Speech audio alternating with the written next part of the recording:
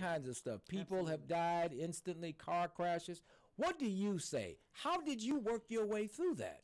I'm going to tell you, there were two things that got me through it. Todd and I were actually in marriage counseling when he passed away.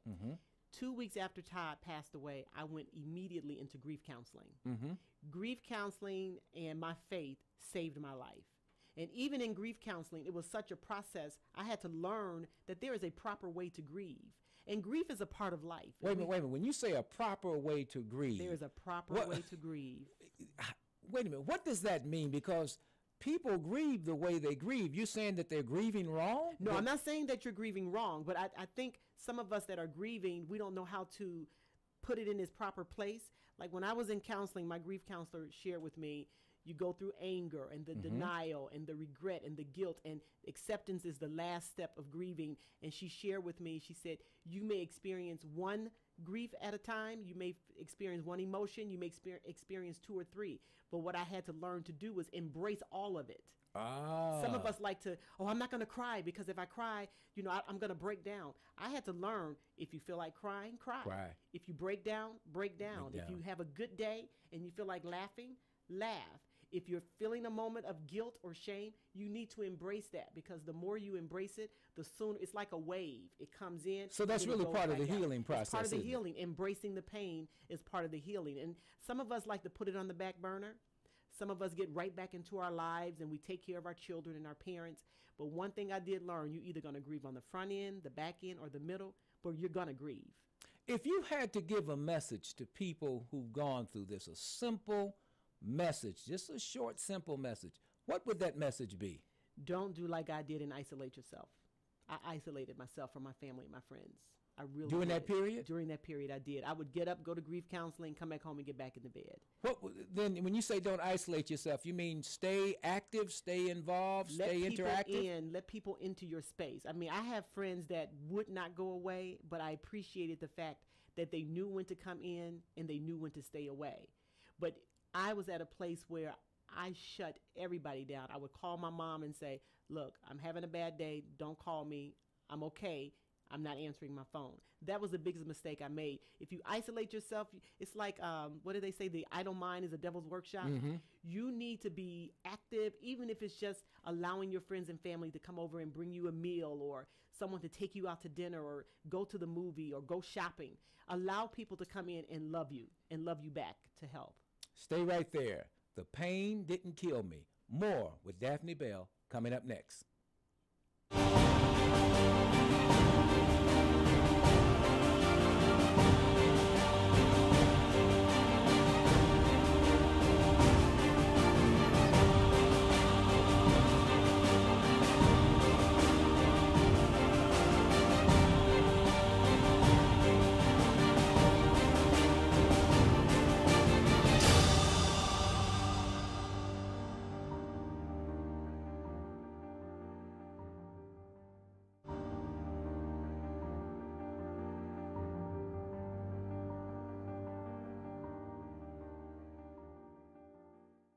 The pain didn't kill me. I'm talking with Daphne Bell, author, former radio show host. As a matter of fact, we're going to get her back in radio real soon. She's got that dynamic presence, that awesome beauty, that talent that just won't go away. Wait a minute, I ain't trying to preach. I'm writing you a check after this stuff. I know you are.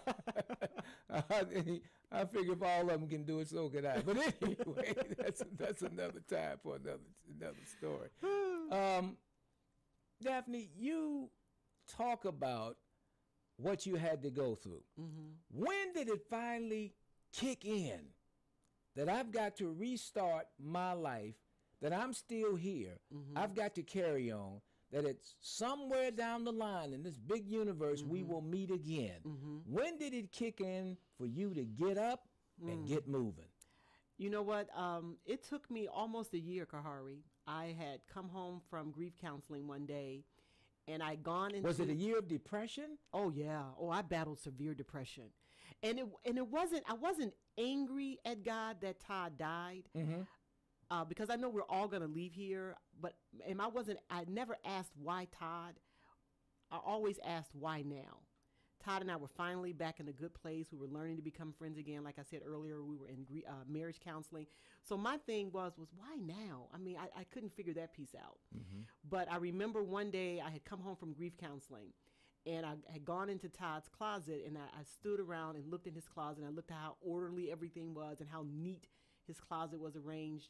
And I found a tablet on one of the shelves in the closet, and I took it down. I began reading, and he had listed, and Todd always wrote his goals out from a kid, he did. But I looked on this pamphlet that he had written. There were pages and pages of this, and one column said my weaknesses, my strengths, my improvements, and my improvements needed. And he had been doing this since we had been in marriage counseling. I knew nothing of it. And all of these things that he was starting to identify about himself from his own perspective literally wiped me out.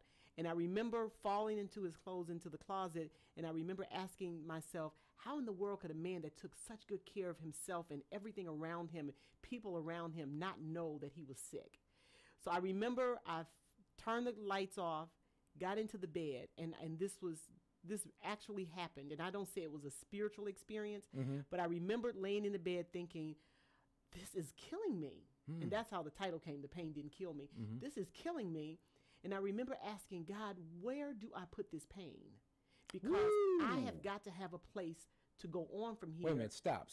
Say what you just said again. Where do I put this pain? That's heavy. It was a very redefining moment in my life. I needed to know, because I remember saying to God, if I continue in this condition, I will literally die. I felt like I would physically die because I was so hurt, so angry, so distraught, just depressed. And I asked God, where do I put this pain? And something spoke in my spirit, you will do what Todd would have done. You will give back. And I would learn about a year or so later that God would trade my pain for passion. Wow. And the passion that's come out of all of this pain is I tell my story. How many years ago has that been? It'll be 6 years in March. It'll be 6 years ago. Yeah, 6 years. And coming in March. Now, how do you mark that anniversary?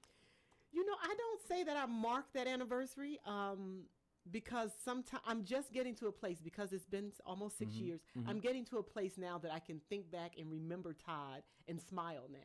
I don't cry as often as I used to. I mean, I still miss him, and I think of him every day. But it's like that pain is not as intense. It really does lose its grip on you after a while. Now, you also lost your father shortly thereafter. 28 days after I lost Todd, I lost my father. Wow. Yeah, I lost my father.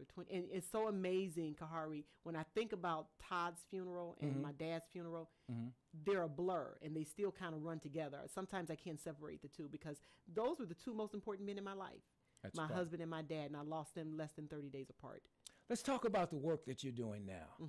Let's talk about how you turn that situation, both situations, and all of the losses you've had, you've turned it into great momentum, and you're doing great work, not only in Columbus area, through OSU and other places, but across the country. And then you've authored this fantastic book. Go out and get this book. If the Pain Didn't Kill Me, you got to get it. I'm telling you, it's a wonderful, wonderful story. It's a wonderful read. It's a powerful testimony. And I think it's lessons for all of us in this, because you never know from day to day who might be in that place. And so this gives you courage to know that you can overcome. Absolutely. You can get past it. Let's talk about what you're doing now. Well, first of all, let me retrack a little bit. The book was something, I call it an assignment from God, because really writing this book was the most cathartic thing I've ever done. I had no idea writing my story would heal me. And I remember the night I finished what I call my raw writing, I remember saying, you know what, God, if this book never leaves my desk, it's already served its purpose. Because God used my story to heal me, and that blew my mind. I tell people that all the time. And it was a journey. I made a lot of mistakes writing this book. I was hooked up with good people, bad people, but out of it was an assignment, and it has been a blessing. But what's really big for me with Todd's death was my foundation that I started, and it's called Keeping Tabs on My Heart, and tabs is for Todd Anthony Bell. And I partner with the Ohio State Medical Center, the Ross Hart Hospital, and what we do is we help people find and go through their family health history. And once we discover what their family health history is, if you're diabetic, have hypertension, or high cholesterol, we help you with the process of determining what your risk factors are for developing heart Daphne, disease. when you say family, do you mean immediate